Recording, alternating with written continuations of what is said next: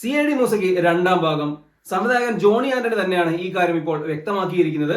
കഴിഞ്ഞ ദിവസം നടന്നിട്ടുള്ള ഒരു ചടങ്ങിൽ വെച്ചാണ് ജോണി ആന്റണി ഈ കാര്യം പറഞ്ഞിരിക്കുന്നത്. 2027 ചിത്രം പുറത്തു വരുമെന്ന രീതിയിലാണ് ജോണി ആന്റണി പറഞ്ഞിരിക്കുന്നത്. മുൻപ് പലപ്പോഴായി പറഞ്ഞു കേട്ട കാര്യമായിരുന്നു സി.ഐ.ഡി മൂസയ്ക്ക് രണ്ടാം ഭാഗം വരുന്നു എന്നുള്ളത്. ഇതുമായി ബന്ധപ്പെട്ട ഒരു ടീസർ ഉൾപ്പെടെ വരികയും ചെയ്തിട്ടുണ്ടായിരുന്നു. ദിലീപിന്റെ ശക്തമായ ഒരു തിരിച്ചുവരവ് സാധ്യമാക്കുന്ന സിനിമയായിരിക്കും സി.ഐ.ഡി മൂസ 2 എന്നൊക്കെയായിരുന്നു പറഞ്ഞു കേട്ടത്. 2003 ഇറങ്ങി മലയാള സിനിമയിലെ വലിയ വിജയങ്ങളിൽ ഒന്നായി മാറിയ ചിത്രമായിരുന്നു സി.ഐ.ഡി മൂസ.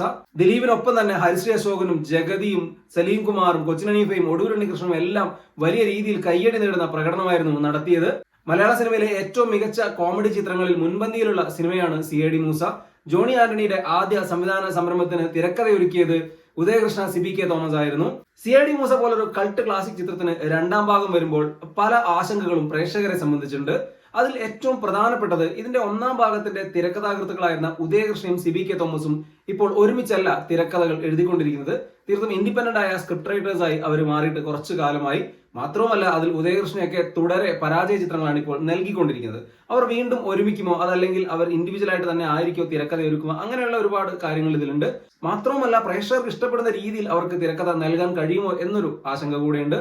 അതോടൊപ്പം തന്നെയാണ് ജഗതി, കൊച്ചിൻ ഹനീഫ തുടങ്ങിയവരൊന്നും ഇല്ലാതെ എങ്ങനെയാണ് സി.ഐ.ഡി മൂസയുടെ രണ്ടാം ഭാഗം സാധ്യമാവുക എന്നുള്ളത്. ഇങ്ങനെ തുടങ്ങിയ ഒരുപാട് കാര്യങ്ങൾ സി.ഐ.ഡി മൂസയുടെ രണ്ടാം ഭാഗം വരുമ്പോഴുള്ളൊരു ആശങ്കയായിട്ട് നിലവിലുണ്ട്.